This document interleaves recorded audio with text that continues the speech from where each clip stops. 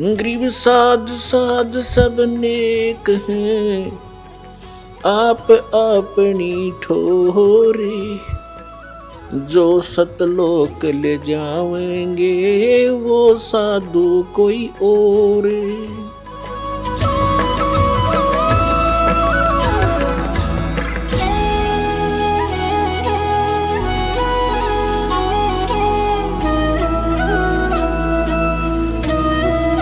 कबीर साहब कहते हैं, होले सुहागन सुरता त्यारे, मालिक गिरी जाना है तू तो। होले सुहागन सुरता त्यारे, मालिक घर जाना है तू तो। होले सुहागन सुरता त्यारे, मालिक घर जाना है तेरा। सोन शेखर बरतार, मालिक घर जाना है। क्या बताते हैं? सुरता यहाँ आत्मा को कहा जाता है कि होले सुहागन सुरता त्यार, तूने मालिक घर जाना है। सुहागन का अर्थ है जिस आत्मा ने, जिस प्राणी ने गुरु के माध्यम से दीक्षा प्राप्त कर ली, समझो उस गुरु ने आपका नाता जुड़वा दिया, आपके पतित है। आत्मा का पति परमात्मा है। तो जिनको उपदेश दीक्षा मिल गई वो सुहागन होगी, और जिन्होंने नाम लिया नहीं है तो अभी कंवारी आत्माएं हैं। तो अपने पति के घर तो सुहागन ही जाएगी, यानी जिसका नाता सगाई ब्याह हो गया वही जाएगी। तो यहाँ परमात्मा इस आत्मा से कहते हैं, होले सुहागन सुरता त्यार, मालिक घर जाना है तेरा। सोन शिखर बरतार, तेरा पति सोन शिखर में, शून्य स्थान पर, सबसे ऊपर की चोटी पर, उस सतलोक के अंदर तेरा पति रहता है। होले सुहागन सुरता त्यारे, मालिक गिरी जान है तू तो। होले सुहागन सुरता त्यारे, मालिक घर जाना है तेरा। सोन शेखर बरतार, मालिक घर जाना है। नाले धोले ओढ़ पैर लेकर 16 श्रृंगार, नाले धोले ओढ़ पैर लेकर 16 श्रृंगार। आज नहीं तय तड़के परसों आवेंगे तेरे लड़ियार, मालिक घर जाना है तू तो। होले सुहागन सुरता त्यारे, मालिक घर जाना है। गुड़िया खेलत उम्र गवा दी, लाया नहीं विचार। गुड़िया खेलत उम्र गवा दी, लाया नहीं विचार। अब क्या बताते हैं परमात्मा कि जो गुड़िया का खेल खेल रहे हो आप, तुमने इस ज्ञान को आधार नहीं बनाया। जैसे छोटे पहले समय में क्या होता था, बच्चों की पढ़ाई नहीं होती थी। लड़कियां, उनका केवल जैसे जब तक माँ के घर पर रहती थी तो अपने माता पिता के यहाँ अपना जैसा भी जिसका कर्म था वो कार्य किया करती थी।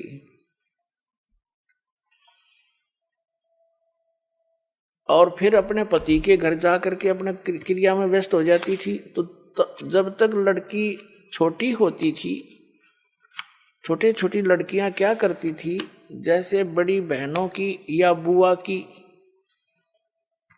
जिसकी शादी हो चुकी होती है उसके लिए पहले दहेज तैयार करा करते हैं। और हमने देखा हमारी जो बड़ी बहनें थी उनके लिए घर पे ही टेलर को बुला लिया जाता था। और वो ऐसी व्यवस्था थी,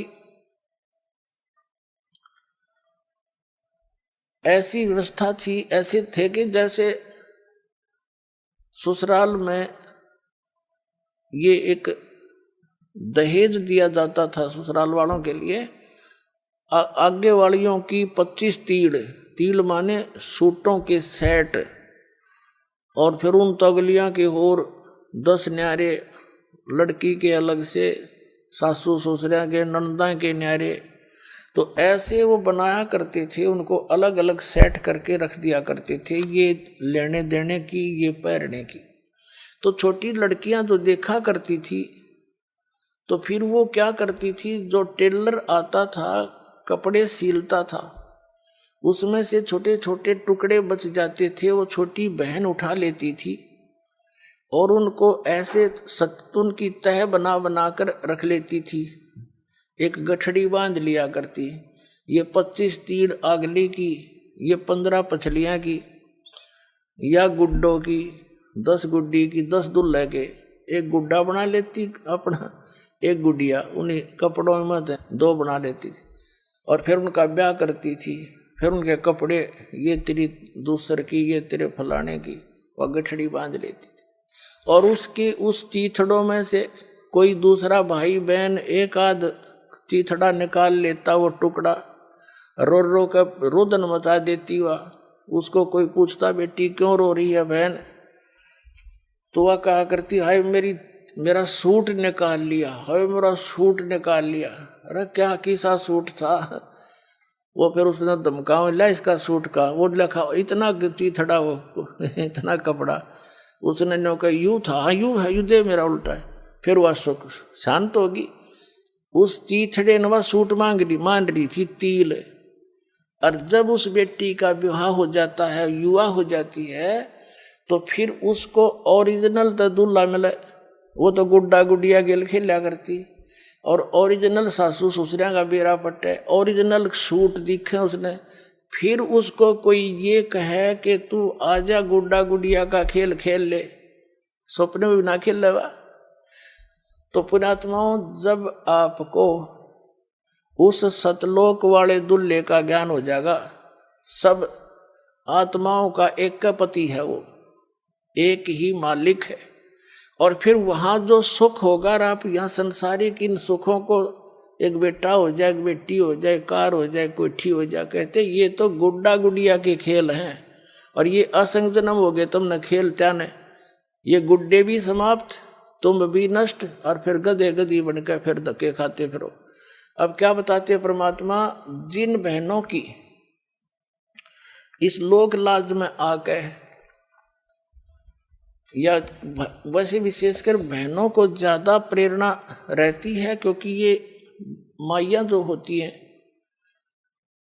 कोई ना कोई आकर उसका इंजेक्शन लगा जाती है, हे भगवान एक बालक तो चाहिए था इसके, वह ना चाहती ना फिर भी उमंग पैदा कर दिया उसके।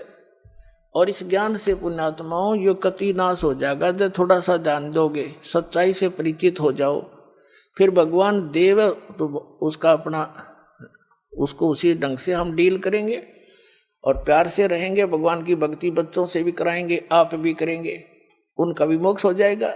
और भगवान चाहता है कि तुम पीछा छुटवाओ यहाँ से, तो फिर जानबूझ का अपने गल में लठ बांधना ना चाहिए। जैसे पशु के गले में एक बांध दिया कर दे खुट्टा सा, नौ चालन दे गट्टिया पे लग गए, और फिर भी आपने शौक है तो वो भी बांध देंगे, कोई चिंता ना करियो, कदे कोई इसे बात में दुख मान जा।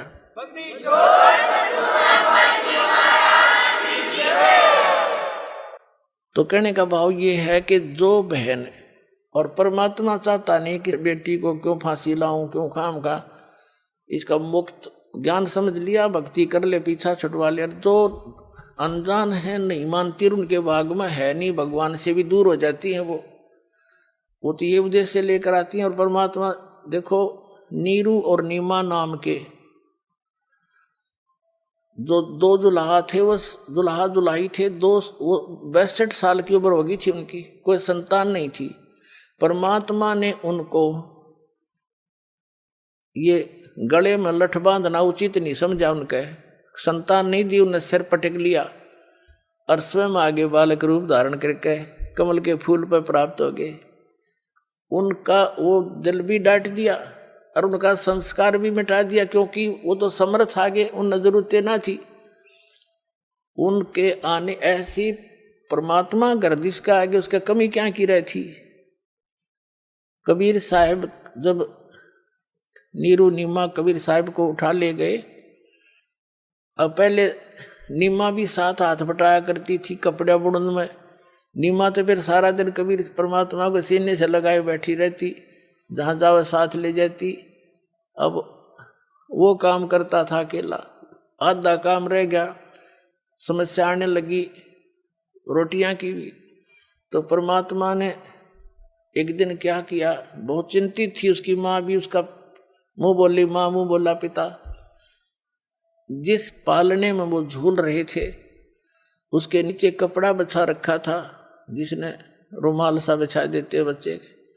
परमात्मा ने पैर के साथ वो कपड़ा उठा दिया तो नीचे क्या देखा कि सोने की एक असरफी रखी थी।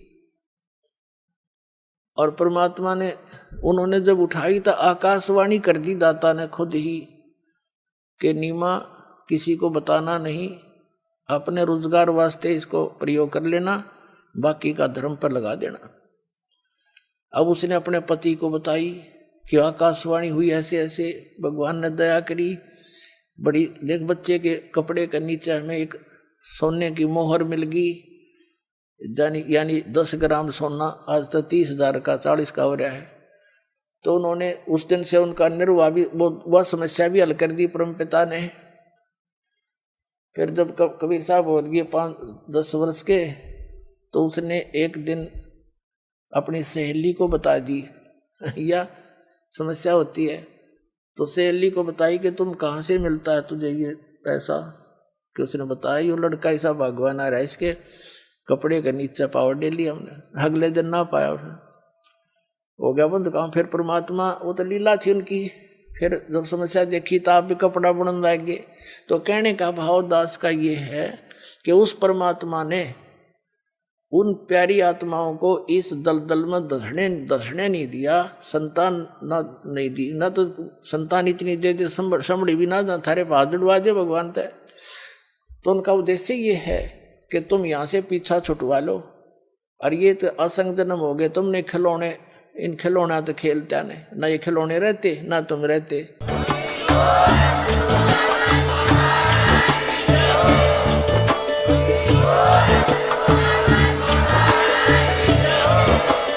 आप सुन रहे थे जगत गुरु तत्वदर्शी संत रामपाल जी महाराज जी के मंगल प्रवचन। अधिक जानकारी के लिए विजिट कीजिए हमारी वेबसाइट www.jagatgururampalji.org। संत रामपाल जी महाराज जी के शुभ आशीर्वाद से पूरे विश्व भर में 500 से भी ज्यादा नाम दीक्षा केंद्र हैं, जिन पर संत रामपाल जी महाराज जी द्वारा ऑनलाइन निशुल्क नाम दीक्षा दी जा रही है। अपने नजदीकी नाम दीक्षा केंद्र का पता करने के लिए संपर्क करें 8222880541।